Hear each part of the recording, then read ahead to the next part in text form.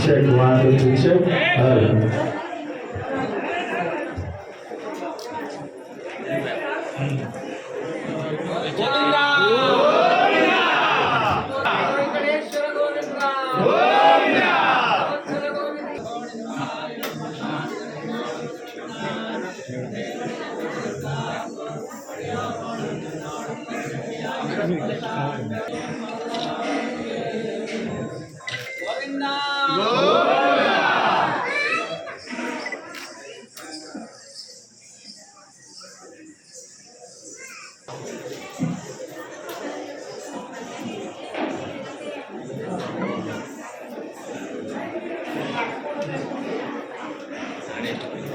Side ఉన్నారు అక్కడ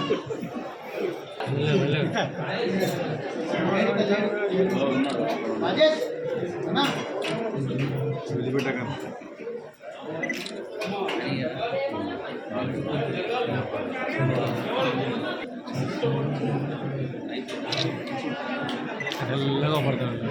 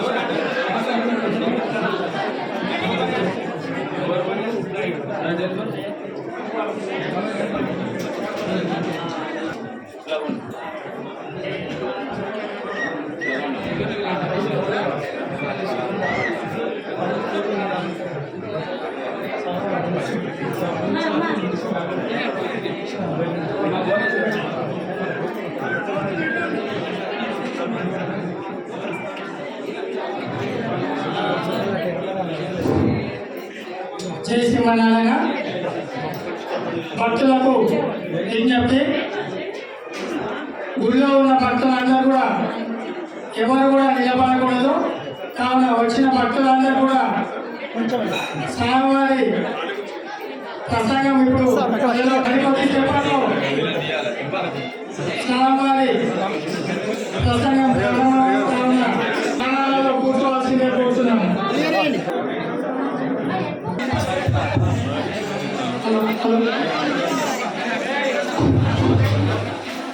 hello hello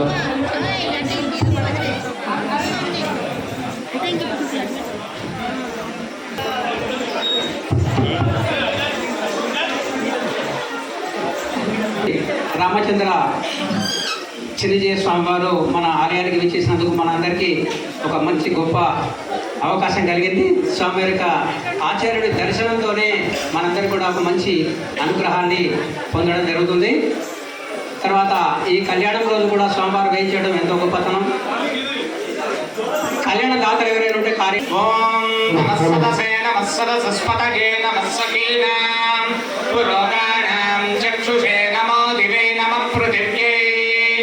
సప్రద సభాం మే గోపాయ ఏక సభ్యాత్ సభాసదః తానింద్రియావరిభ్య శ్రీ వైష్ణవేభ్యో మహాభాగవతేభ్యో నమః ఇది నమస్కారం కుర్యాత్.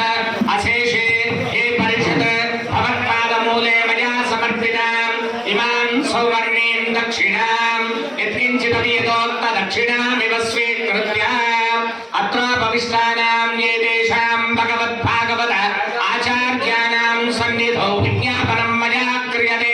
క్రియమాణం విజ్ఞాపనం అవధానేన శ్రూయతాం. అస్య శ్రీ భగవతో దేవదేవోత్తమస్య श्रीमदखिलाण्डकोटि ब्रह्माण्डनायकस्य देवदेवस्य जगत्कुटुम्बिनः जगद्रक्षणार्थं लीलयावतीर्णस्य स्वरस्वामिन् भवत्कृपया श्रीमतां श्रीमद्भिः श्रीमदभयवेदान्तप्रवर्तकाचार्य परमहंस परिव्राजकाचार्य श्री श्री श्री त्रिदण्डि श्रीमन्नारायण रामानुज चिन्नजीय स्वामी पादानाम् एवं श्रीमद्वेदमार्ग प्रतिष्ठापनाचार्य उभय परिव्राजकाचार्य श्री श्री श्री त्रिदण्डि श्रीरामचंद्र रामानुजय स्वामी पादानाम् आध्यक्ष अनुष्ठीयमान यथा संकल्पित श्री भूनीला समेत गुरु वेंकटेश्वर स्वामिनः आदित्य तिरुकल्याण महोत्सव कर्मकर्तुं योग्यता सिद्धिमनु गृह्णन्तु भवन्तः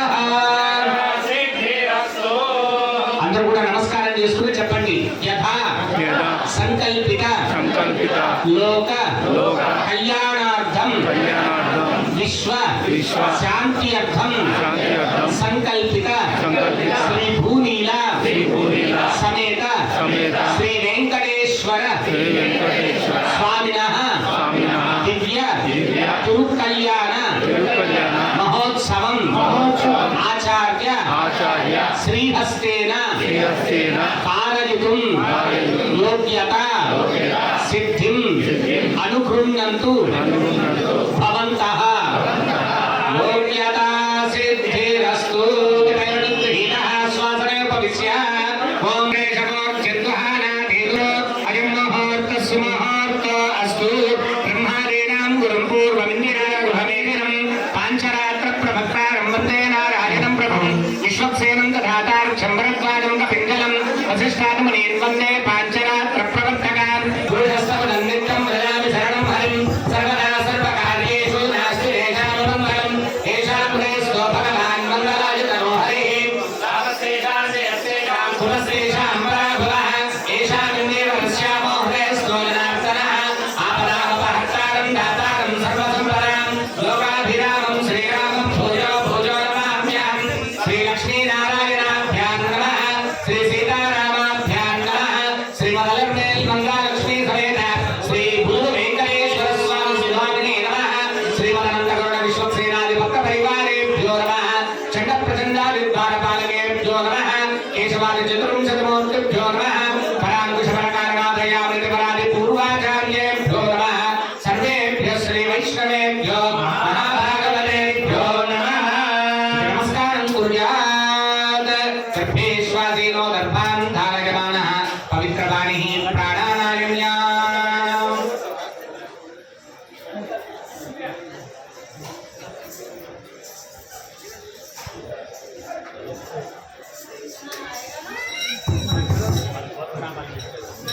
शुभाब्जुदान्तञ्च शुभे स्वमने मङ्गले मुहूर्ते अत्र पृथिव्यां जिम्भू जीवे प्रथमस्वेदकण्डे नन्दस्योत्तरदिक्प्रदेशे कृष्णा गोदावर्योर्मध्यदेशे गुरु वेङ्कटेश्वर स्वामिनः दिव्य कल्याणमण्डपे अस्मिन् वर्तमान व्यावहारिकचान्द्रमानेन प्रभवादि 6 संवत्सराणां मध्ये श्री परापरावसंवत्सरे दक्षिणायने देशपरतो आषाढमासे शुक्लपक्षाच्च चतुर्थ्यां शुभवासरे स्थिरवासरे शुभनक्षत्रे शुभयोग शुभकर्म एवं गुण विशेष विशिष्टाय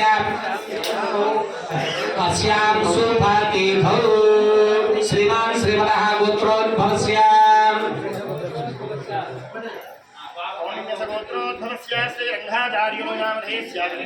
जानकी देवी नाम्नि सह कुटुम्बानां भार्गोरसगोत्रोद्भवस्य कृष्णमाचार्यः नामधेयस्य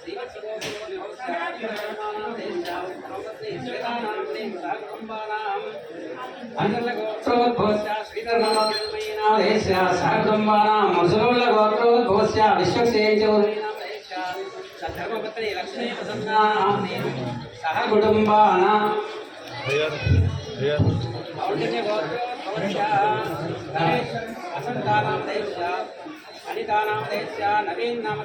अभय आलुः ऐश्वर्य अभिवृद्ध्य धर्म अर्थ काम मोक्ष करिष्ये तदङ्ग निर्विघ्नेन प्रथमाप्त्यर्थं श्री विश्वक्सेनाराधनं करिष्ये तदङ्ग मात्रा साधनं च करिष्ये ॐ शन्नो देवीरमस्ताय आमो भवन्तु वीतये शन्नो रविश्रावन्तुनाः अद्यं परिकल्पयामि वाद्यं परिकल्पयामि आचमनीयं परिकल्पयामि स्थानीयं परिकल्पयामि मात्रे किञ्चित् जलं निधीया तस्मिन् ॐ विरजानद्यै नमः आगच्छागच्छामिति वक्तामधीं ज्ञात्वा मूलमन्त्रेण सप्रकारमभिमन्त्र्या तज्जलमर्यादि मात्रे किञ्चित् किञ्चित् निधीया शेषजलेन पूजार्थव्यानदेवमात्मानं सर्वं सम्प्रोक्ष्य तदङ्ग निर्विघ्नेन प्रसमाप्त्यर्थं श्री विश्वक्सेनध्यानं करिष्ये श्रीमान् सूत्रपतिनाथो गजाश्वल्कसेवितः प्रसन्नवदनः शान्तप्रभाकरसमप्रभः नेत्रमाणिर्णीतः विश्वक्सेनामधिनाथमे ॐ तत्पुरुषाय विद्महे वेत्रहस्ताय धीमहि तन्नः प्रचोदयात् ॐ भोः विश्वक्सेनमावाहयामि ॐ भुवः विश्वक्सेनमावाहयामि ॐ स्वः विश्वक्सेनमावाहयामि ॐ भूर्भुवः स्वः प्रणामा स्वागता प्रतिमा स्थापना मुख्यकर्ममुद्रा प्रदर्श्यामो महामुदयाय नमः हरिं सर्वे स्वाहा तुंसिकाय वचनहराय कवचाय ओम नमो नेत्राभ्या मोचन अस्त्रा जपड पद्मा शंका चित्रागण मनोज्ञा प्रदर्श्या प्रत्येकं श्री विश्वक्सेन मुद्रां प्रदर्शयेत् परिवाराय श्रीमते विश्वक्सेनाय नमः अर्घ्यं समर्पयामि पाद्यं समर्पयामि आचमनीयं समर्पयामि औपचारिक स्नानं समर्पयामि स्नानान्तरं आचमनीयं समर्पयामि वस्त्रार्थमक्षतान् समर्पयामि उत्तमपुत्रान्धारयामि हरिद्राचूर्णं समर्पयामि द्रव्याणि समर्पयामि यज्ञोपवीतार्थमक्षतान् समर्पयामि दिव्यश्रीचन्दनं समर्पयामि पुष्पैः पूजयामि ॐ विश्वक्सेनाय नमः ॐ नमः ॐ शङ्खचक्रगदाधराय नमः ॐ दक्षिणीयस्ताय नमः ॐ श्रीदेवाय नमः ॐ सूत्रपतिनाथाय नमः ॐ गजाश्वल्कसेविताय नमः ॐ प्रसन्नवदनाय नमः ॐ शान्ताय नमः ॐ प्रभाकरसमप्रभाय नमः ॐ नेत्रवाणिने नमः ॐ नीकेशाय नमः ॐ ईश्वरश्चापरायणाय नमः ॐ पत्रान्तराय नमः ॐ आज्ञामाज्ञाय नमः ॐ कृपानिधये नमः ॐ सपरिवाराय श्रीमते विश्वक्सेनाय नमः धूपमाग्रापयामि दीपं समर्पयामि धूपदीपान्तरं शुद्धम् आचमनीयं समर्पयामि नैवेद्यं समर्पयामि यथा वारसः फलं निवेदयामि ॐ प्रोक्षा प्रशिक्षणः सर्वोपचार सर्वक्रिया अमृतकालं ध्यात्वा ॐ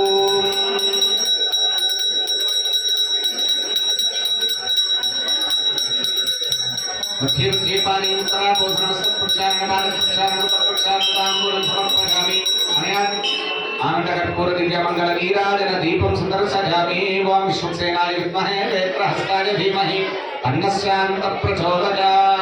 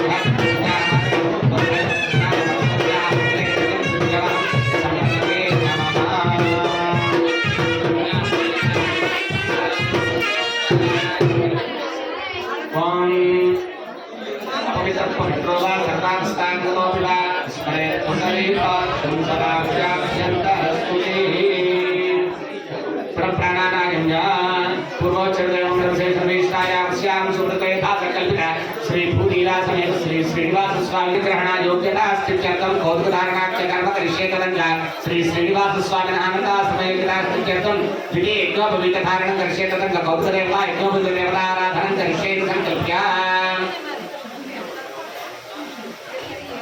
సమయంలో స్వామివారిని సేవించడానికి స్వామివారికి మంగళాశాసనాన్ని అలానే మనకు మంగళాశాసనాన్ని అందించడానికి ఇక్కడ విచ్చేసి ఉన్నారు. చాలా మందికి తెలిసి ఉంటుంది మన మహాలక్ష్మి యాగాలు అని చెప్పి వారు చాలా అద్భుతంగా ఎన్నో మహాలక్ష్మి యాగాలు జరిపిస్తున్నారు. దాంట్లో ఒకటి మన హన్మకొండలో కూడా మహాలక్ష్మి యాగం జరిగింది. ఆ హన్మకొండలో జరిగినటువంటి మహాలక్ష్మి యాగాలలో ఇటు ప్రాంతం అంతా కూడా స్వామివారు భిక్షాటనకి విచ్చేసి ఉన్నారు. కానీ అప్పుడు మన ఆలయానికి ఇక్కడికి రావడం కుదరలేదు. కానీ బయట మిగతా ఊళ్ళలో చాలా చోట భిక్షాటనకి విచ్చేసి ఆ భిక్షలో వచ్చినటువంటి ధనాన్ని మహాలక్ష్మి యాగంలో వారు అమ్మవారి స్వామివారికి సమర్పిస్తూ ఉంటారు. అటువంటి మహాలక్ష్మి యాగాన్ని చాలా జరిపించి ఉన్నారు. అటువంటి స్వామివారు మనకి ఈరోజు మంగళాశాసనాన్ని అనుగ్రహించడానికి మన ఆలయానికి విచ్చేసి మనందరికీ శ్రీ సూక్తుని మంగళాశాసన రూపంలో అందించవలసిందిగా వారిని ప్రార్థిస్తున్నాం. జై గోవింద.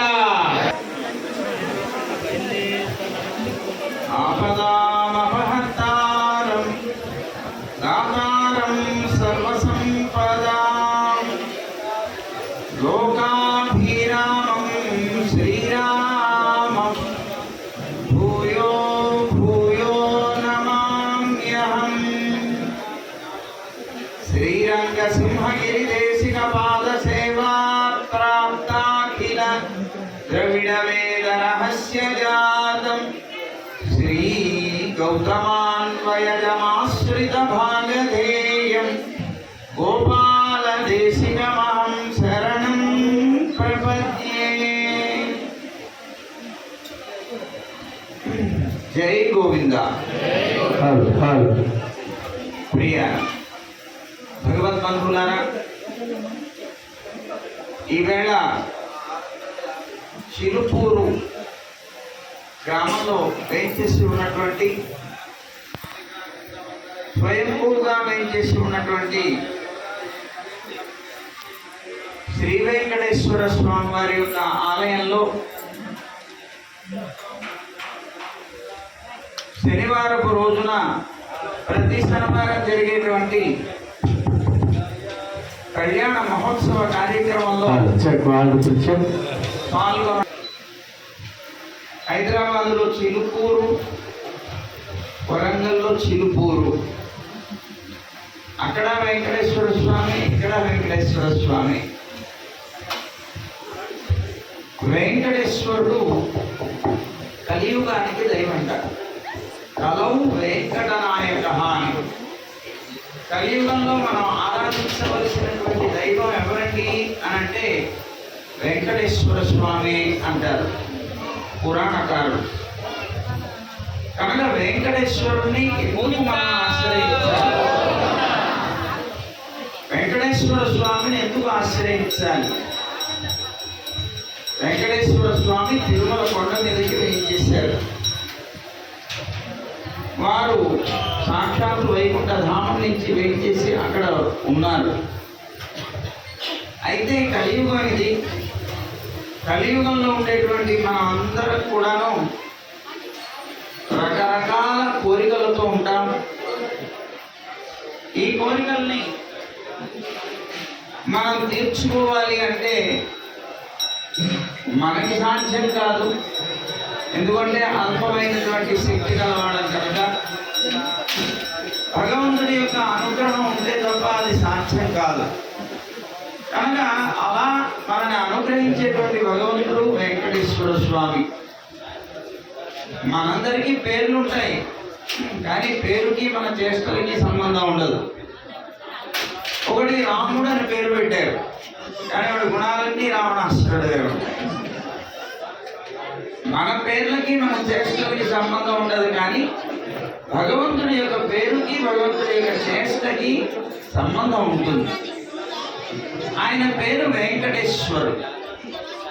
వేం అంటే పాపములు అని, కట అంటే పోగొట్టువాడు అని. అంటే ఎవరైతే మనని ఆశ్రయిస్తారో వారికి ఉండేటువంటి పాపాలని పోగొట్టేటువంటి వాడు కనుక ఆయనకి వెంకటేశ్వరుడు అని పేరు. పాపాలన్నీ పోగొట్టి మనని అనుగ్రహించేటువంటి వాడు అవుతాడు అన్నమాట. అందుకని ఆయనకి పేరు వచ్చింది వెంకటేశ్వరుడు అని. అలాంటి ఏమంటే మీరు అంత దూరం వెళ్ళారు కదా, వెళ్ళడానికి కూడా చాలా కష్టాలు పడతారు. తమాషాలు ఇక్కడ మనకి టికెట్ కావాలి అంటే వెంకటేశ్వర స్వామి దగ్గరికి వెళ్ళడానికి ముందు రైల్వే స్టేషన్ లో క్యూ, ఆ క్యూలో నిలబడి రేట్లో దిగులు వెళ్తున్నామండి. చాలా సంతోషం. ట్రైన్ ఎక్కేస్తున్నాం, పరమానంద భరితలో అవుతాం. అక్కడ ట్రైన్ దిగుతాం, దిగ్గానే మళ్ళీ ఒక క్యూ. దేనికి? కొండ మీదకి ఎక్కాలంటే బస్సు ఇక్కడ. సరే మొత్తం మీద బస్సు కష్టపడ్డాం, టికెట్లు పొందాం, పైకి కొండ మీదకి చేరాం. కొండ మీదకి చేరిన తర్వాత అక్కడ దిగ్గానే మళ్ళీ ఇంకో క్యూ. దేనికి? రూమ్ కోసం. సరే మొత్తం మీద రూమ్ సంపాదించేసాం. రూమ్ సంపాదించిన తర్వాత రూమ్లో సూట్ కేసులో గట్రాను పడేసాం. అయిపోయిన తర్వాత మళ్ళీ క్యూ. దేనికి? తలనీలాలు తీయించుకోవడానికి. సరే మొత్తం మీద అది అయిపోయింది. ఆ తలనీలాలు కూడా తీయించేసుకున్నాం, స్నానం చేసాము, హాయిగా దర్శనం చేసుకుందామని బయలుదేరాము. మళ్ళీ అక్కడ ఒక క్యూ. అవును కదా, భగవంతుడిని మనం దర్శనం చేసుకోవాలా? మానవులైనటువంటి మనకి దర్శనం చేసుకోవడం చాలా కష్టం. అంటే దేవతలకు అది సాధ్యం అవుతుంది, కానీ మనందరం కూడా వెళ్ళి దర్శనం చేసుకోగలుగుతున్నాం. అంటే ఆ క్షణంలో మనం కూడా దేవతలు అవుతున్నాం అన్నమాట. ఎలా అవుతున్నామండి దేవతలం? మనుషుల్లాగానే ఉన్నాం కదా. అంటే దేవతలకు ఉండే ఒక లక్షణం అక్కడ వస్తుంది మనకి. ఏమిటా లక్షణం? పెద్ద క్యూ కదా, ఆ క్యూలో పొలోమంటూ జనాలంతా కూడా వెళ్తుంటే అందరినీ తోసుకుంటూ వెళ్తూ ఉంటారు. దేవతలకి ఒక లక్షణం ఉంది, వాళ్ళు భూమి మీద అడుగు పెట్టారు. భూమిలో 2-3 అడుగులు ఎత్తులోనే నిలబడతారు. భూమి మీద కాలు పెట్టడానికి వాళ్ళు భూమిని అసహించుకుంటారు. అంటే చాలా మురికి స్థలాలు మారితే ఎలాగైతే ఉండలేమో అలా ఉండరు. అయితే మనం భగవంతుని దర్శనం చేయాలంటే దేవతల యొక్క లక్షణం ఏదో ఒకటి రావాలి కదా. మనకి ఈ లక్షణం వస్తుంది. అక్కడ మనందరూ తోసేస్తుంటే మన కాళ్ళు ఎక్కడ ఉన్నాయో మనకి తెలియదు, ఆకాశంలో ఎగురుకుంటూనే వెళ్ళిపోతుంటాం. అలాగే దేవతల లక్షణం వచ్చిన తర్వాత మనకి లోపలికి వెళ్ళి దర్శనం చేసుకోవాలి. అప్పటిదాకా మనం గోవిందా గోవిందా అనుకుంటూనే వెళతాం. మనం సరిగ్గా భగవంతుని దగ్గరికి వెళ్ళి ఆ ముందుకి వెళ్ళగానే మన ప్రారంభం ఏమిటో తెలియదు, కానీ టక్కన కళ్ళు మూసలు పడుతుంది. భగవంతుడు ఎదురుకి వెళ్ళగానే మనం కళ్ళు మూసేస్తాం. ఎందుకయ్యా మూసావు? కళ్ళు తెరిచే లోపల వీళ్ళు పో అని తోసేస్తారు. వీళ్ళు పో అని తోసేటప్పటికి బయట ఉంటాం, కళ్ళు తెరుస్తాం. ఏం చూసావు నువ్వు? అంత దూరం కష్టపడి ఎందుకురా కళ్ళు మూసుకున్నావు నాయన అంటే ఏం సమాధానం చెప్తాం మనం? అయ్యో వెళ్ళింది కోరికలు చెప్పుకోవడానికండి. ఆ లిస్టులో ఏదైనా ఒక్కటైనా మిస్ అయిపోతుందేమో అని కళ్ళు మూసుకొని కాన్సన్ట్రేటెడ్గా అన్నీ చెప్పుకొని వచ్చాను. ఈ లోపల వాడు దోషిస్తాడు, దర్శనం కాలేదు. అందుకని ఇక్కడికి వచ్చిన తర్వాత ఎవరైనా వచ్చి మనం అడిగారు అనుకోండి, వెంకటేశ్వర స్వామి ఎలా ఉన్నారండి? మా ఇంట్లో పటం ఉంది, చూపిస్తాను. అరే పటం ఉంది, నువ్వు అంత దూరం వెళ్ళావు కదా, ఏం చూసి వచ్చావు? ఎక్కడండి? కొంచెం కళ్ళు తెరిచే లోపల తోసిపారేసాను, ఏం చూసి వచ్చాను నేను అనుకునేటువంటి పరిస్థితి కాదు. మనం అక్కడ దాకా వెళ్ళింది ఎందుకు? వెళ్ళవలసింది ఎందుకు? భగవంతుడిని కన్నులారా సేవించడానికి వెళ్ళాలి. మన రాముడు అనగానే గుర్తొస్తుంది కోదండాన్ని పట్టుకున్నటువంటి రూపం. కృష్ణుడు అనగానే వేణువును పట్టుకున్నటువంటి రూపం దర్శనమిస్తుంది. వెంకటేశ్వర స్వామి అనగానే ఎలా ఉంటాడండి ఆయన? చాలామంది చెప్తుంటారు ఆయనకి 2 చేతులే ఉన్నాయండి.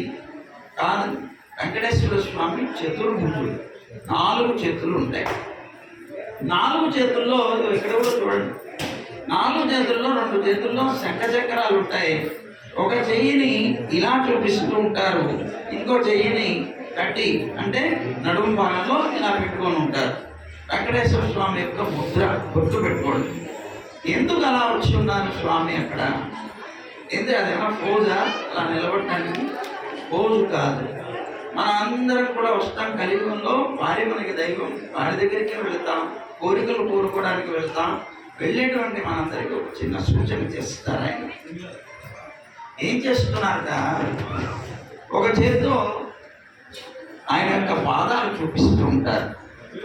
చూడండి, అటువైపు ఉన్న ఒక హస్తం, ఆ హస్తంతో తన పాదాలని చూపిస్తున్నారు. ఎందుకు చూపిస్తున్నారు పాదాలని? వచ్చేటువంటి మనందరికీ సూచన చేస్తున్నారు, రా నా పాదాలు పట్టుకో, నన్ను ఆశ్రయించు, నన్ను శరణాగతి చేయి అని ఆయన పాదాలని చూపిస్తున్నారు మనందరికీ. మనం అంత తెలివి తక్కువడమా? ఏమండి, ప్రయోజనం అనుద్దిశ్య నమందోపి ప్రవర్తదే అని శాస్త్రం చెప్తుంది. ఏ ప్రయోజనాన్ని ఆశించకుండా ఒక పిచ్చివాడు కూడా ఏ పని చేయట.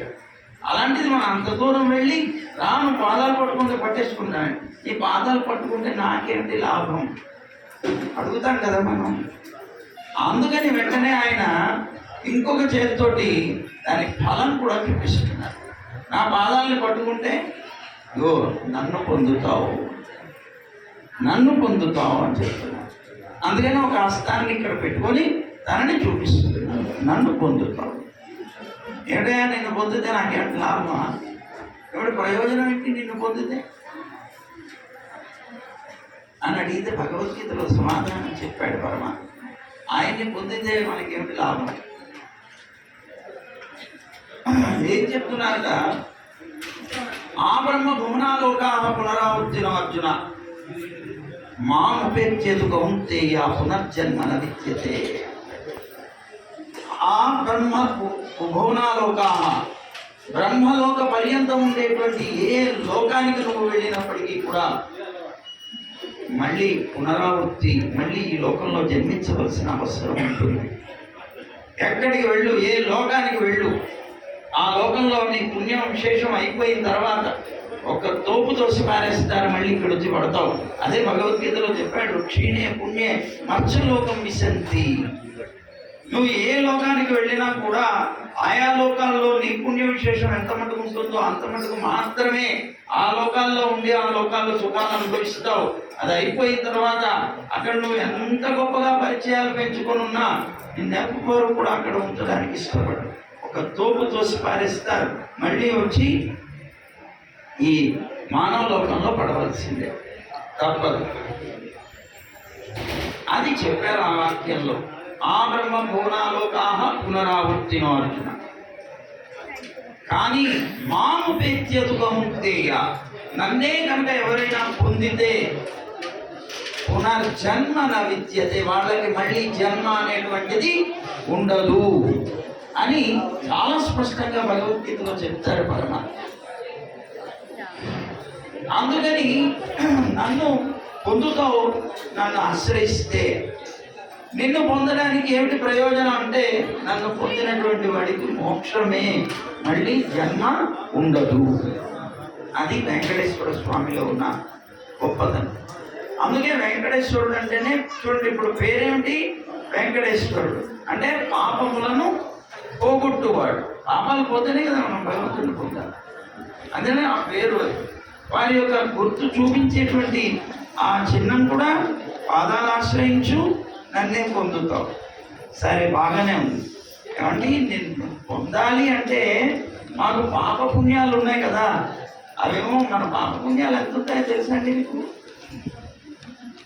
మన పాపపుణ్యాలు ఎవరెస్ట్ శిఖరాన్ని కూడా మించి ఉంటాయి. రాసు ఎవరెస్ట్ శిఖరం కూడా ఈ మధ్య కొంత పెరిగింది, కొన్ని అంగుళాలు అలా పెరుగుతూనే ఉంటాయి, మనకు తగ్గేవేం లేదు.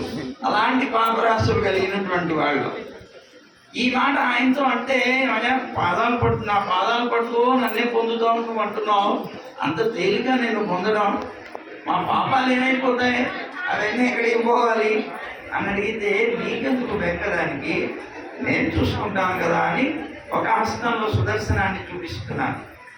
సుదర్శన చక్రాన్ని ఎందుకు చూపించారు? నీ శత్రువు ఎక్కడున్నా సరే అక్కడి దాకా కూడా వెళ్ళి నాశనం చేయగలిగేటువంటిది సుదర్శనం అంటే. అంటే నీ పాపాలు నీకు శత్రువులు నన్ను పొందడానికి, అలాంటి నీ శత్రువులైన నీ పాపాలని ఎక్కడుంటే అక్కడికి వెళ్ళి మరి నాశనం చేసేటువంటి సుదర్శనం నా దగ్గర ఉంది, నీకెందుకే వెంక అని సుదర్శనాన్ని చూపిస్తున్నారు మనకి. ఇంకొకటి పాంచజన్యం, రెండవది, దాన్ని చూపిస్తున్నారు. ఇదేమో ఎక్కడుంటే అక్కడ దాకా కూడా వెళ్ళి నాశనం చేస్తుంది. శంఖమేమో ఉన్న చోటనే ఉండి నాశనం చేస్తుంది. ఎలా చేస్తుందండి? మనకి భగవద్గీత ప్రారంభం చేసేటప్పుడు అందరూ కూడాను వారి వారి యొక్క శంఖాలు ఊదుతారు. యుద్ధం ప్రారంభం చేసేటప్పుడు కురుక్షేత్ర యుద్ధాన్ని ప్రారంభించాడు. అలా ప్రారంభించేటప్పుడు మొట్టమొదట మన కృష్ణుడు పాంచజన్యాన్ని ఊదుతాడు. ఎప్పుడైతే కృష్ణుడు పాంచజన్యాన్ని ఊదారో ధార్తరాష్ట్రాని హృదయాన్ని వ్యధారయత్తంటాడు అక్కడ వ్యాసమాని. ధృతరాష్ట్రుని యొక్క కుమారులైనటువంటి దుర్యోధనాదులు ఎవరైతే ఉన్నారో వాళ్ళందరి యొక్క హృదయాలు జారిపోయినాయి అని చెప్తారు. అంటే అర్థం ఏంటండి?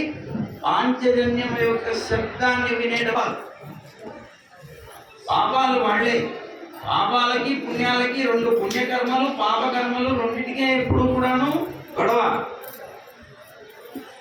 కురుక్షేత్రం అంటే ఏదో కాదు, మన శరీరమే. దాంట్లోనే మంచి భావాలు చెడ్డ భావాలు వీటి ఎప్పుడు కూడా గొడవ జరుగుతూనే ఉంటుంది. అదిగో ఆ రెండింటికి జరిగేటువంటి గొడవలో ఎప్పుడు కూడాను భగవంతుడు కనుక మన పక్షంలో ఉంటే చెడు నశిస్తుంది, మంచికి విజయం లభిస్తుంది. భగవంతుడు కనుక మన పక్షంలో లేకపోతే చెడు గెలుస్తుంది, మంచి ఓడిపోతుంది. అది చూపిస్తుంది మనకి మహాభారతం. అలా ఉన్నటువంటి దాంట్లో దుర్యోధనాదులందరూ కూడా పాప సమూహాలు కనుక వాళ్ళందరి యొక్క హృదయాలు జారిపోయినట ఈ పాంచజన్య శంఖాన్ని ఊదేటప్పుడు. అలాగా ఈ శంఖం ఏం చేస్తుంది? మన పాపాలన్నింటినీ తాను ఉన్న చోటనే ఉండి మనం నాశనం చేస్తుంది. సుదర్శనం ఏం చేస్తుంది? ఎక్కడున్నా సరే అవి దాక్కోవడానికి ఎంత దూరం ప్రయాణం చేసినా సరే ఆ పాపాలన్నింటినీ కూడా నాశనం చేయడానికి ఇది వెంటబడి మరి నాశనం చేస్తుంది. నీకెందుకు వెంక? నా పాదాలు పట్టుకో. ఆశ్రయించేటప్పుడు దీనికల్లా ఒక్కటే ఒక నియమం, నన్ను ఆశ్రయించేటప్పుడు అనన్య భక్తితో ఆశ్రయించు. నీవే తప్పని తప్పరం మెరుగా, నువ్వు తప్ప నాకు ఇంకో దిక్కు లేదయ్యా అని నువ్వు ఆశ్రయించగలిగితే చాలు. అదొక్కటే నియమం. ఆ ఒక్క నియమాన్ని కనుక గట్టిగా పాటించి నా పాదాలు గట్టిగా నువ్వు పట్టుకున్నావంటే నన్నే పొందుతావు, అంతకన్నా నీకు కావాల్సింది. అలాంటిది వెంకటేశ్వర స్వామి యొక్క స్వరూపం. అందువల్ల మనందరికీ కూడా ఈ కలియుగంలో దాని సూచన చేస్తున్నారు ఏంటంటే, మీరందరూ వస్తున్నారు నా కోసం వస్తున్నారు, కానీ నన్ను కూడా చూడకుండానే వెళ్ళిపోతున్నారు. మీ కోరికల్నే ఇక్కడికి వచ్చినా కూడా మీ కళ్ళల్లో వాటినే చూసుకుంటున్నారు. ఇంటి దగ్గర ఉన్నప్పుడు కోరికలే చూసుకుంటున్నారు, నా దగ్గరకు వచ్చినా కూడా కళ్ళు మూసుకొని కళ్ళల్లో మళ్ళీ కోరికలే చూసుకుంటున్నారు తప్ప నన్ను చూడటానికి మాత్రం రావట్లేదురా. నన్ను చూస్తే మీకు తెలుస్తుంది మీరు కోరుకునేటువంటి అల్పమైనటువంటి కోరికల వల్ల ఏ సుఖము ఉండదు. ఈ అల్పమైనటువంటి కోరికల వల్ల మీకు వచ్చేది కూడా అల్ప సుఖమే.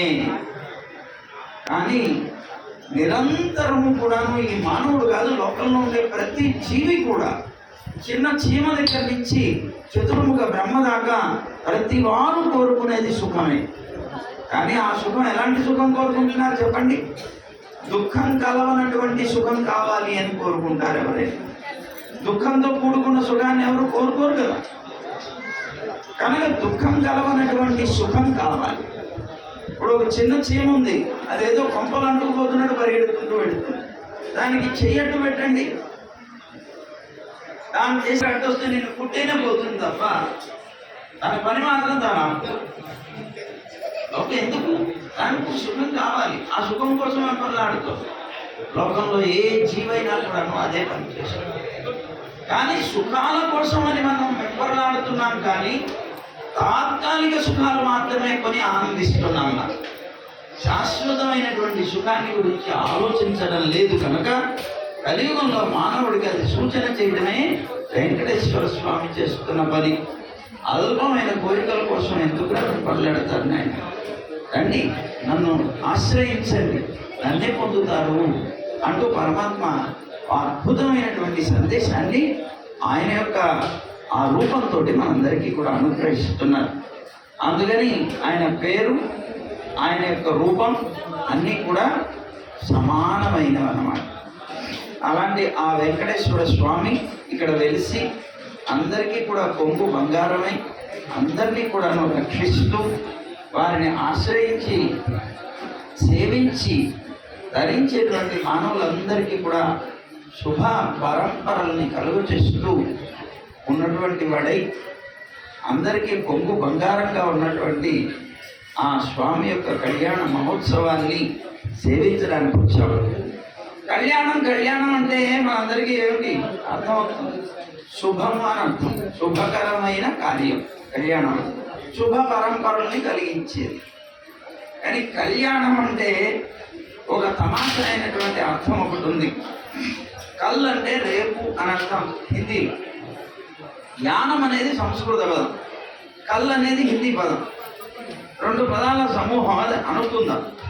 కల్ అంటే రేపు, యానం అంటే ప్రయాణం. రేపటి ప్రయాణానికి నాంది ప్రస్తావన. ఏమిటి రేపటి నుంచి ప్రయాణం? ఏమిటి? గృహస్థాశ్రమ ప్రయాణం. ప్రధానంగా బ్రహ్మచర్యంలో ఉన్నారు స్వామి, బ్రహ్మచర్యం నుంచి కళ్యాణానికి వస్తున్నారు. రేపటి నుంచి ప్రయాణం ఏంటి? గృహస్థాశ్రమ సంబంధమైనట్టు. రేపటి నుంచి జరగబోయే ప్రయాణానికి, జీవన యాత్రకి నాంది ప్రస్తావన కళ్యాణం, రేపటి ప్రయాణం అన్నమాట. అలాగా ఆ కళ్యాణ కార్యక్రమం ఎవరికైనా అంతే. వివాహం అయిందంటే అది రెండవ జీవితం లాంటిది. ఇందు దాకా ఉండేటువంటి బ్రహ్మచర్యం, ఆ బ్రహ్మచర్యాన్ని కడుక్కొని కళ్యాణ దశలోకి వస్తున్నారు. గృహస్థాశ్రమం, ఆశ్రమ ధర్మాలు 4 రకాలు ఉంటాయి. 1 బ్రహ్మచర్యం, 2 కళ్యాణం, 3 వానప్రస్థం, 4 సన్యాసం. కనుక బ్రహ్మచర్యం అయిన తర్వాత గృహస్థాశ్రమం, కళ్యాణమై గృహస్థాశ్రమంలోకి వస్తారు. సంతానం కలిగిన తర్వాత వాళ్ళందరూ కొద్దిగా పెద్దవాళ్ళు అయితే వాళ్ళకి ఆస్తిపాస్తులన్నీ కూడా ఇచ్చేసి వాళ్ళ బాధ్యతలు వాళ్ళు గొప్ప చెప్పేసి భార్యాభర్తలు ఇద్దరూ కూడాను కలిసి అడవుల్లో నివసించాలి. అది వానప్రస్థం. ఆ తర్వాత ఆ విధమైనటువంటి స్థితి కూడా పోయి చివరికి ఒంటరిగా తానొక్కడే సన్యాసం తీసుకొని పరమాత్మని పొందేటువంటి రీతి. ఇవి ఆశ్రమ ధర్మాలు. ఇది 2వ ఆశ్రమం, గృహస్థాశ్రమం. దాంట్లోకి ప్రవేశిస్తున్నారు స్వామి. దానికి సంబంధించిన దాంట్లో ఇప్పటిదాకా విశ్వక్సేన ఆరాధన జరిగింది. అంటే కళ్యాణం చేసేటప్పుడు మనం మామూలుగా అయితే వినాయక పూజ చేస్తుంటారు కదా. విశ్వక్సేనుడు అంటే నారాయణుడి యొక్క సైన్యాధ్యక్షుడు. గుర్తుపెట్టుకోండి, విశ్వక్సేనుడు అంటే నారాయణుడి యొక్క సైన్యాధ్యక్షుడు. ఆ విశ్వక్సేనుడి యొక్క ఆరాధన చేస్తారు. ఎందుకు? విఘ్నం నిఘ్నంతి సతతం విశ్వక్సేనం తమాశ్రయే. విఘ్నాలన్నీ కూడా పోగొట్టేటువంటి వాడివి కనుక అవి విశ్వక్సేనుడిని ఆశ్రయిస్తున్నామంటారు. ఇప్పుడు ఈ కార్యక్రమం చేస్తున్నాం, దీనికి విఘ్నం కలగకూడదు. అందుకోసం విశ్వక్సేనుడిని ప్రార్థించారు. స్వామి ఈ కార్యక్రమానికి ఆటంకం కలగకుండా అనుగ్రహించవయ్యా. అయిపోయిన తర్వాత పుణ్యాహవచనం చేశారు. తీర్థాన్ని మంత్రిస్తారు.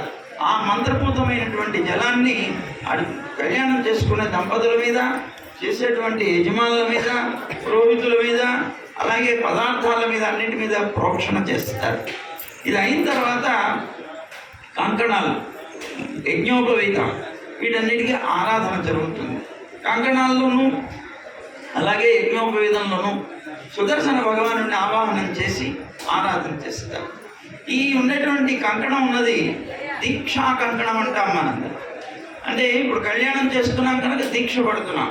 ఆ దీక్షా కంకణం ఏదైనా కావచ్చు, 2 రోజులు, 3 రోజులు, 5 రోజులు, 7 రోజులు ఏదో కార్యక్రమాలు చేస్తారు. చేసినప్పుడు దీక్ష పడతారు. ఆ దీక్ష కంకణం కడతారు. ఈ దీక్షా కంకణం కార్యక్రమం అయ్యేంత మటుకు మాకు ఇది దీక్ష, ఇంకో పని పెట్టుకోము, ఈ పని పూర్తి చేసుకుంటాము అనడానికి దీక్ష. రెండవది, దీనికి రక్షా కంకణం అని కూడా పేరు. అంటే ఇది దీక్ష తీసుకున్నాం, మనం మానవులం కదండి. ఒక 5 రోజుల కార్యక్రమం మామూలుగా ప్రారంభం చేశాం. ఏదో కార్యక్రమం ప్రారంభం చేశాం, 5 రోజుల కార్యక్రమం 2 రోజులు 3 రోజులు గడవగానే ఏదో వార్త వచ్చింది, దుర్వార్త, ఎవరో పోయారు, సూతకం వచ్చింది. వెంటనే ఏం చేయాలి? కార్యక్రమం ప్రారంభం చేసాం, 3 రోజులు అయింది, ఇంకా 2 రోజులు ఉంది, ఈ లోపల ఇది వచ్చింది. మనం ఏం చేయాలి? అది ఆపేయాలి. సూతకంలో ఉన్నప్పుడు చేయకూడదు కదా, ఆపేసేయాలి. కానీ శాస్త్రం ఏం చెప్తుంది? ఏదైనా ఎవరైనా ఒక దీక్ష పట్టినప్పుడు మధ్యలో కనుక దాన్ని వదిలిపెడితే అతను బ్రహ్మరాక్షసుడు అవుతాడు శాస్త్రం చెప్పి. మరి ఎలాగే ఏం చేయాలప్పుడు? అందుకని ఈ దీక్షా కంకణం రక్షా కంకణం కూడా అవుతుంది. ఏమిటి రక్షా కంకణం? మనం ఎంతకాలం అయితే ఈ కార్యక్రమం కోసం ఈ దీక్షా కంకణం రక్షా కంకణంగా కట్టుకున్నామో అంతకాలము ఒకవేళ ఏదైనా వచ్చినా కూడా నిన్ను స్పృశించదు. ఇది ఉన్నంత కాలము నిన్ను అది స్పృశించదు. కార్యక్రమం అయిపోయి దీక్షా కంకణాన్ని తీసేసిన తర్వాతనే అది నిన్ను తాకుతుంది. చాలామందికి తెలియదు, దీక్ష పడతారు, అయిపోయిన తర్వాత ఆ కంకణం ఉంటుంది, అదేదో ఫ్యాషన్గా ఉంది, బాగుంది అనుకోని అలాగే పెట్టుకొని వెళ్ళిపోతుంటారు. కార్యక్రమం అయిపోగానే తీర్చేసుకోవాలి. ఆ దీక్షా కంకణం విసర్జనం చేయాలి. విసర్జనం చేయకపోతే నువ్వు అది ఎంతకాలం ఉంటుందో అంతకాలం దీక్షలో ఉన్నట్లే లెక్క. అది దోషం అవుతుంది. దీనికోసం కట్టించావు కనుక కార్యక్రమం అయిపోగానే తీసేయాలి. దానికి దీక్షా కంకణం. ఆ దీక్షా కంకణం యజ్ఞోపవీతం. బ్రహ్మచర్యంలో యజ్ఞోపవీతం వేస్తారు, ఆశ్రమ ధర్మం. ఆ యజ్ఞోపవీత ధారణం అయిపోయిన తర్వాత ఇంకా వారికి సంబంధించినటువంటి వివాహ సంబంధమైనటువంటి స్నాతకోత్సవం ఇవన్నీ కూడా జరుగుతాయి. తర్వాత గోత్రనామాదులు అన్నీ కూడా చదువుతారు. అవి కన్యాదానం చేస్తారు. ఇంకొకటి కన్యాదానం చాలా బాగా జాగ్రత్తగా గుర్తుపెట్టుకోండి. మీ చేత చెప్పించాలి, సమయం లేదు, క్లుప్తంగా జరిగేటువంటిది కానీ చెప్పించలేదు. ఇంకా అవ్వలేదా? ఆ ప్రక్రియ దాకా రావాలి. ఆ కన్యాదానం చాలా విశేషం, గుర్తుపెట్టుకోండి. మీ పిల్లలకి వివాహం చేసినా సరే కన్యాదానం చేసుకున్నాం అనుకుంటారు కదా. కన్యాదానానికి చాలా గొప్ప ఫలం ఉన్నది. కన్యాదానం ఎవరైతే చేస్తారో వాళ్ళకి 21 తరాలు ధరిస్తాయి. అలాగే కన్యాదానం చేసినటువంటి వ్యక్తికి వచ్చేటువంటి ఫలాల్లో ఒకటి, కొన్ని టన్నుల బంగారం దానం చేసిన ఫలం వస్తుందిట, 1,00,000 గోవులు దానం చేసిన ఫలితం వస్తుందిట. వాళ్ళు ఒక నువ్వులతో పోసినటువంటి నక్షత్ర మండలం దాకా నువ్వులతో పోసినటువంటి ఒక రాశి ఏదైతే ఉందో దాంట్లో ఎన్ని నువ్వులు ఉన్నాయో లెక్క పెడితే అంతకాలం విష్ణులోకంలో ఉంటాడు. అంటే లెక్కలేనంత కాలం. అలాగా చాలా ఫలాలు చెప్పబడ్డాయి. దాంట్లో పెద్ద లిస్ట్ ఉంది కన్యాదానం చేసి. అయితే మీరు అనుకుంటున్నారేమో కదా, మాకు పిల్లలు ఉన్నారు, పెళ్లి చేశాం కదా, మాకు కూడా కన్యాదాన ఫలం వచ్చేసి ఉంటుంది అనుకుంటున్నాడు కదా. రావట్లేదు. అదేంటండి కన్యాదానం చేస్తే వస్తుంది కదా అంటే, కన్యా అనేటువంటి పేరు కలిగినటువంటి పిల్ల ఏ వయస్సులో తెలుసిన? 8 సంవత్సరాల వయస్సు. అష్టవర్షాత్ భవేత్ కన్యా. 8 సంవత్సరాల వయస్సు కలిగినటువంటి పిల్లకే కన్యా అని పేరు. 9వ సంవత్సరం వస్తే గౌరీ అని ఇంకోటి పేర్లు వచ్చేస్తాయి. కన్యా అంటే 8 సంవత్సరాల పిల్ల. కాబట్టి ఎవరైనా 8 సంవత్సరాల వయసులో పెళ్లి చేసుకున్నారా? చేస్తే పట్టుకొని జైల్లో వేస్తారు కదండి. బాల్య వివాహాలు పనికిరావు. కొన్ని చెయ్యకపోతే ఆ సమయంలో చేయట్లేదు కనుక మనకి ఈ ఫలాలేమి రావడం లేదు. మీ పిల్లలకి వాళ్ళ చూస్తే 20 సంవత్సరాలు, 28 సంవత్సరాలు, 30 సంవత్సరాల వయస్సులో వివాహాలు చేస్తున్నారు. కానీ అయ్యగారైతే చెప్పిస్తున్నారు, కన్యాదానం అహంకరిష్యే చెప్పించేస్తున్నారు. మీరు కూడా కన్యాదానం చేసేసాం ఫలం వచ్చేస్తుందా అనుకుంటున్నారు. రావడం లేదు. కానీ కలియుగంలో కూడా కన్యాదాన ఫలం రావాలి అంటే ఒకే ఒక్క అవకాశం ఉన్నది. అదేమిటో తెలుసా? చెప్పమంటారా? భగవంతుడికి కళ్యాణం చెయ్యడమే. భగవంతుడికి కళ్యాణంగా చేస్తే కన్యాదాన ఫలం మీరు ఎప్పుడు చేయండి తప్పనిసరిగా వచ్చి తీరుతుంది. ఎందుకో తెలుసునా? అమ్మ నిత్య కన్యా. మనలాగా వయస్సులు పెరిగేటువంటి వాడు కాదు. నిత్య యవ్వనుడు పరమాత్మ. ఎప్పుడు యవ్వన వృద్ధాప్యాలు గట్రాలు ఉండవు. నిత్య యవ్వనుడు పరమాత్మ, నిత్య కన్య అమ్మ. కనుక వారికి మనకైనా వృద్ధాప్యం వచ్చేస్తుందేమో కానీ ఆయన మాత్రం మన వృద్ధాప్యంలో కూడా కన్యగానే ఉంటుందమ్మ. అందుకని మన వయస్సు పెరిగినా తరిగినా ఏమైపోయినా వారికి ఎప్పుడూ కూడాను పెరగదు కనుక మనం ఎప్పుడు చేసినా కూడా మన కన్యాదాన ఫలం.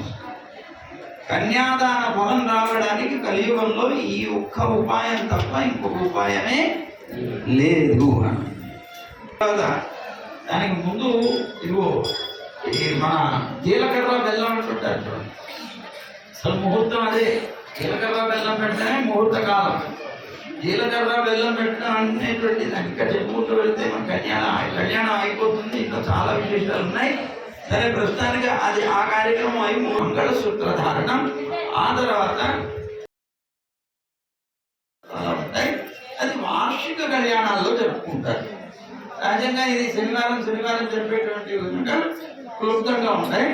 వార్షిక కళ్యాణం అంటే సంవత్సరానికి జరిగే బ్రహ్మోత్సవాల్లో జరిగేటువంటి కళ్యాణాలు వైభవంగా జరుపుకుంటారు. కనుక ఈ విధంగా ఉండేటువంటి ఇంకొకటి కూడా చెప్తున్నాను. చంపుకోవడాలే హిందువుల్ని వాళ్ళ ప్లాన్లు ఎంత అద్భుతంగా చేస్తున్నారో చూడండి. అట్లాంటి రకరకాల ఇంకా ఈ మధ్య చెప్పాలంటే ఒకరెవరో చంపేసి భర్త యొక్క దీన్ని చట్నీ చేసుకొని తిన్నది, పచ్చడి చేసుకొని తిన్నది. ఎవరో మనం చెప్తున్నా. ఎంత భయంకరమైనటువంటి రీతిలో అయిపోయి మనకి పురాణాలు చెప్పినవి ఎప్పుడు అబద్ధం కాదండి, గుర్తుపెట్టుకోండి. పురాణాల్లో చెప్పారు కలియుగంలో ఇక ఇంతకు ముందు ఉన్నటువంటి యుగాల్లో ఉన్నటువంటి రాక్షసులే మానవులై పుడతారు అని పురాణంలో చెప్పబడింది. చెప్పబడినటువంటి ప్రత్యక్షంగా మనం చూస్తున్నాం. మానవ రూపంలో పుడతారు. ఆ పుట్టినటువంటి ఇలాంటి భావాలని ఎవరు కలుగుతాయండి? రాక్షసులకే కలుగుతాయి. అంటే రాక్షస బుద్ధి కలిగినటువంటి వాళ్ళకు కలుగుతాయి. ఎవరు ఆశ్చర్యమైనటువంటి రీతిలో, ఎంత విచిత్రమైనటువంటి రీతిలో. అటు చూస్తే బయట ఆ విధమైనటువంటి, ఇక్కడ చూస్తే ఇలాగా ఎంత విచిత్రమైనటువంటి రీతిలో లోకమంతా కూడాను దుఃఖాన్ని పొందుతోంది. మొన్నటిదాకా కరోనా, అది అయిపోయిన తర్వాత ఈ కరోనా, ఇది ఒకటి గొడవ. ఏంటి ఎక్కడ చూడండి ఇది గొడవ. కనుక మనం ఈ వెంకటేశ్వర స్వామి కళ్యాణంలో ప్రధానంగా ప్రార్థించవలసింది ప్రపంచ శాంతి కోసమే మనం కళ్యాణంలో పరమాత్మని ప్రార్థించవలసిన ఏకైక కోరిక. అది చేస్తే అందులో మనం కూడా ఉన్నాం కనుక మనకు కూడా శాంతి సుఖం ఉంటుంది, ఇబ్బంది లేదు. అలాంటి రీతిలో మనం అంతా కూడా ప్రార్థిద్దాం. మిగిలిన కళ్యాణ భాగాన్ని జరిపిస్తారు, మనం అంతా విందాం. ఈ కార్యక్రమానికి చైర్మన్గా తిరుపూరు గుట్ట వెంకటేశ్వర స్వామి వారి యొక్క ఆలయానికి సుమారు 21 నుంచి ఇప్పటిదాకా కూడా చాలా చక్కని కైంకర్యం సేవ చేస్తున్నటువంటి చైర్మన్గా ఉండి వారి యొక్క సేవలు అందిస్తున్నటువంటి శ్రీధర్ రావు గారు, అలాగే కిరణ్మయి దంపతులు, వారితో పాటుగా వారి యొక్క కమిటీ మెంబర్స్ ఎవరైతే ఉన్నారో ఆ కండువాలు వేసుకున్నటువంటి వారందరూ కూడా చాలా చక్కగా ఈ కైంకర్యాలు చేస్తూ వస్తున్నారు. అలాగే ఈ ఆలయానికి సంబంధించి అర్చకులుగా శ్రీరంగాచార్యులు, కృష్ణమాచార్యులు అనేటువంటి వీరిద్దరూ కూడా స్వామిని అంటిపెట్టుకొని వారికి సంబంధించిన అన్ని కూడా జాగ్రత్తగా చక్కగా చూసుకుంటూ వారికి ఆనందాన్ని కలిగిస్తున్నారు. వారికి సంబంధించిన ఈ కార్యక్రమాలన్నీ జరిపించడానికి ప్రధానంగా కమిటీ సభ్యులు చైర్మన్ గారితో సహా ఉండి వైభవపేతంగా ఈ కార్యక్రమాలన్నీ కూడా జరిపిస్తూ వస్తున్నారు. అలాగే కార్యనిర్వహణాధికారి ఈవో గారు కూడా లక్ష్మీ ప్రసన్న గారు ఉండి ఉన్నారా? రాలేదు. ఈవో గారు కూడా ఉండి చాలా చక్కగా సహకరిస్తూ ముందుకు వెళ్తున్నారు. అలాగే గ్రామ ప్రజలందరూ కూడా ప్రధానం, ఈయన ఎంత చేసినా ప్రజలందరూ వచ్చి అనుభవిస్తేనే ఆనందాన్ని పంచినట్లు అవుతుంది. కనుక ప్రజలందరూ కూడా వచ్చి చక్కగా పెరుమాళ్ళని సేవించుకుంటూ వారి యొక్క పరిపూర్ణమైనటువంటి కటాక్షానికి పాత్రలు అవుతున్నటువంటి ప్రజలకి, అలాగే ఈవేళ ఈ కార్యక్రమానికి వచ్చినటువంటి పాత్రికేయులకి, వీడియోగ్రాఫర్స్కి అందరికీ కూడా ప్రత్యేకంగా ఉండొచ్చు. సుమారుగా మనకి మన ఈ హనుమకొండలో మహాలక్ష్మి యాగం జరిగింది ఇంతకు పూర్వం. ఆ గదిలో చాలా అద్భుతమైనటువంటి రీతిలో మహాలక్ష్మి యాగం జరుపుకున్నాం. ఇక్కడ మహాలక్ష్మి అనగానే తనకు గుర్తు వస్తుంది మనందరికీ. ఇదిగో ఇక్కడ ఉండేటువంటి వెంకటేశ్వర స్వామి యొక్క ప్రత్యేకత కూడా అదే. ఇక్కడ ఎవరైనా వచ్చి వారికి ఉండేటువంటి ఆర్థిక బాధల్ని కనుక పరమాత్మ దగ్గర చెప్పుకుంటే అవన్నీ ఆ బాధలన్నీ తీరుస్తారట. మన స్వామి ఇక్కడ ఉన్నటువంటి ప్రత్యేకత అది. కనుక అలాంటి అసలు దీని పేరు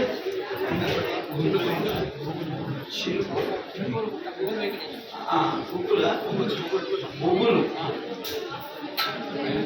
పువ్వులు అంటే భక్తుల భయాన్ని తొలగించేటువంటి స్వామి. చాలా బాగుంది. అన్ని రకాలుగా రక్షకుడైనటువంటి ఆ స్వామిని మన అందరూ కూడా ఒకసారి గోవిందనామంతో నమస్కారం చేద్దాం. 2 చేతులు పైకెత్తి జై గోవింద కార్యక్రమాన్ని జరిపించాం. శ్రీలక్ష్మీ కమలాలయ వసుమతి రామాజగద్రక్షణి కళ్యాణి సకలేశ్వరి సరసిజా భాగ్యానుసంధాజిని సౌభాగ్యే విమలేశ్వరి విమరణి నారాయణి శ్రీగతి పాయాన్నో భగవాన్ పురాణ పురుష తుల్యాత్ సదా మంగళం.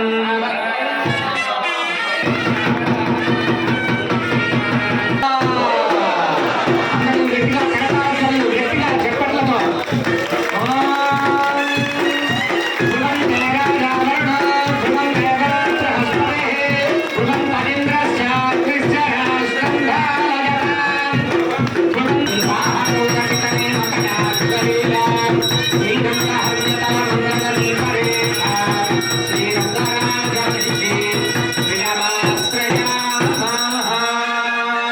लक्ष्मी माता की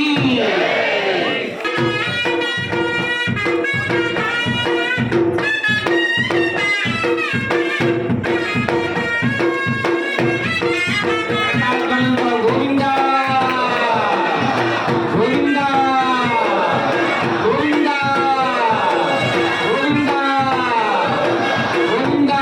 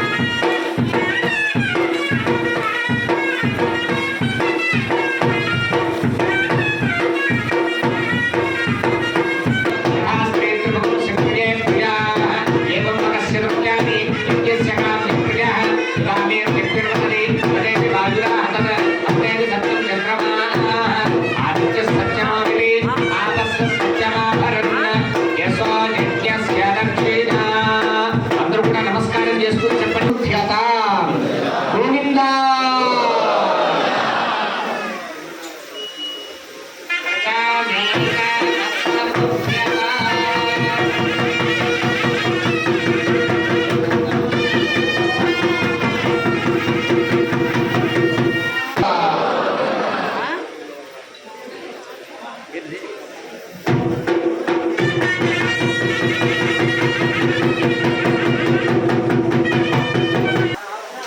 यज्ञो मे कामः समृद्ध्यताम्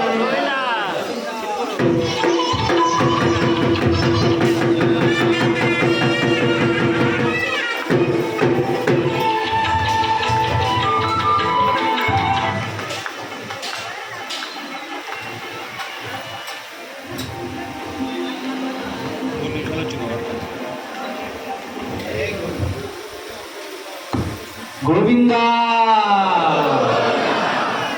कीर्तिं प्रजान्तरुः नमो नमो सप्तर्षिमण्डलं दर्शयित्वा ॐ नमो नमो भगवति जायमानोन्नां केतुर्षसामेश्चक्रे भागं देवेभ्यो वृन्ददाध्याचक्रचन्द्रमा श्रीवेङ्कटनिवासाय श्रीनिवासाय मङ्गलं कल्याणाद्भुतगात्राय कामितार्थप्रदायिने श्रीमद्वेङ्कटनाथाय श्रीनिवासाय मङ्गलं कलिकल्मषाय कामितार्थप्रदायिने चिलुपूरुशैलनिवासाय श्रीनिवासाय मङ्गलम् అందరు భక్తులు కూడా మీరంతా అనాలి. కలికల మంగళం చిరుపూర్వాస గోవింద, గురు వెంకటేశ్వర గోవింద, భక్తవత్సల గోవింద, భాగవత ప్రియ గోవింద, నీలమేఘశ్యామ గోవింద, పట్టికాసులవాడ గోవింద. కృష్ణాపరాచార్య వేదాంత ప్రవర్తకాచార్య పరమహంస పరివ్రాజకాచార్య శ్రీ శ్రీ శ్రీ త్రిదండి శ్రీరామచంద్ర రామానుజగేర్ స్వామిகள் సంభావనై. అక్కడ మనం ఒక ఫోటో దిగడానికి వీలుంటుంది. ఈ ఇరుకులో వద్దు, కొంచెం అందరూ కూడా గోపురం బయటకు వచ్చి అందరం బయట ఒక ఫోటో దిగడానికి అమ్మవారితో కాకుండా ముందే వెళ్ళి నిల్చోండి.